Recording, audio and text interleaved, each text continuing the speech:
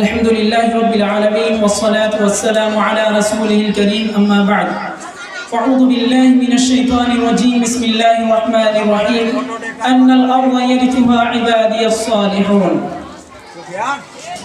صدر انجمن وحکم صاحبان ومہمانان اعزام اور میرے عزیز ساتھیوں، آج کے اس پربہار سالانہ مسابقہ انجمن میں جس موضوع پر لب کشائی کرنا چاہتا ہوں وہ ہے مسلمانوں کا عروج و زوال۔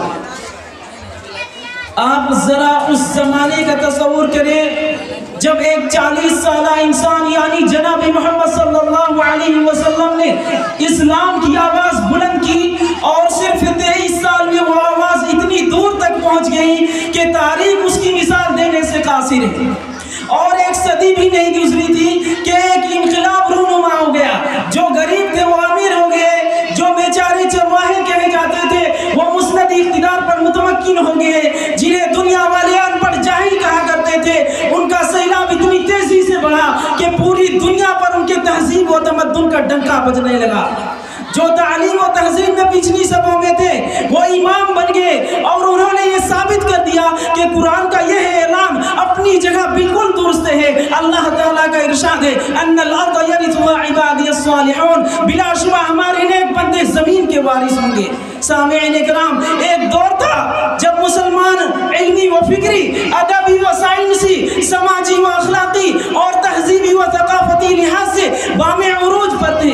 خلافت راشدہ سے لے کر سلطنت عثمانیہ تک مسلمانوں نے اپنے مثالی عدل و انصاف، حکومت و معاشرت، علم و حکمت اور فتوحات کے ذریعے ساری دنیا پر حکمرانی کی اور دنیا کے لوگوں کی رہبری و رہنمائی کا فریضہ انجام دیا۔ بالخصوص جناب محمد رسول اللہ صلی اللہ علیہ وسلم اور خلفائے راشدین کا دور حکومت مسلمانوں کے عروج کا سنہری دور تھا۔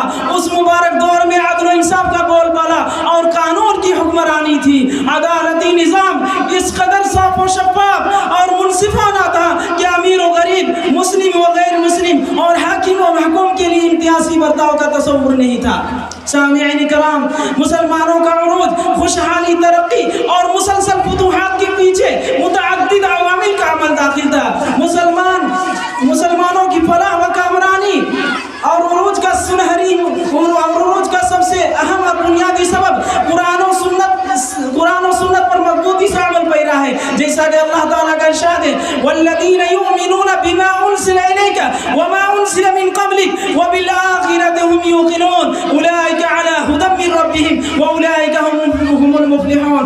اور جو تمہاری طرف نازل کی گئی ہے اور جو تم سے پہلے نازل کی گئی تھی اس پر جو لوگ ایمان لاتے ہیں اور آخرت پر یقین رکھتے ہیں وہی لوگ اپنے رب کی طرف سے ہدایت پر ہیں اور وہی لوگ کامیاب و کامران ہیں۔ سامعین اکرام، جب تک مسلمانوں نے قرآن و سنت کو مضبوطی سے تھامے رکھا، اس پر عمل پیرا رہے، اپنی صفوں میں اتحاد و اتفاق کو برقرار رکھا، اختلاف و انتشار سے دور رہے، تو پوری دنیا ان کے قدموں میں رہی۔ حکومت و سلطنت پر مسلمانوں کا راج قائم رہا، مسلمان پوری دنیا پر غالب رہے۔ پھر رفتہ رفتہ مسلمان قرآن و سنت سے دور ہو کر بے عملی کا شکار ہوتے گئے اور دنیاوی مال و دولت کی محبت ان کے دلوں میں گھر کرتی چلی گئی۔ شوق جہاد اور آپسی اتحاد و اتفاق جاتا رہا۔ مسلمان عصبیت، قومیت اور لسانیت کے باعث خانہ جنگی کا شکار ہو کر مختلف گروہوں میں بٹ گئے اور زوال کا شکار ہوتے چلے گئے۔ اگر ہم مسلمانوں کے موجودہ معاشی بدحالی اور تنزلی اور زوال کا جائزہ لے تو متعدد اسباب سامنے آتے ہیں۔ ان میں سے سب سے بڑا سبب ہے قرآن و سنت کے احکام و تعلیمات سے دوری۔ میں یہیں سے اپنی تقریر کو اس شعر کے ساتھ ختم کرتا ہوں کہ درس قرآن اگر ہم نے بھلایا نہ ہوتا، یہ زمانہ نہ زمانے نے دکھایا ہوتا۔ دل میں آیات اترتی تو اجالا ہوتا، دل میں آیات اترتی تو اجالا ہوتا، نفرت و بغض کو سینوں میں نہ پالا ہوتا۔ رب کے احکام سے دامن نہ چھڑایا ہوتا، رب کے احکام سے دامن نہ چھڑایا ہوتا، یہ یہ زمانہ نہ زمانے نے دکھایا ہوتا. تھاما قرآن تو کیے قیصر و کسریٰ نابود, تھاما قرآن تو کیے قیصر و کسریٰ نابود. اس سے ہمیں پھیر کے خطرے میں ہے امت کا وجود. آخر میں اللہ رب العالمین سے دعا ہے کہ اللہ عالم اسلام کو اپنا کھویا ہوا عروج واپس عطا فرما. مسلمان قوم کو مزید پستی و زوال سے بچا. قرآن و سنت کو مضبوطی سے تھامنے اور اس کی تعلیمات پر عمل کا جذبہ عنایت فرما. آمین. وآخر دعوانا ان الحمد للہ رب العالمین والسلام علیکم ورحمۃ اللہ.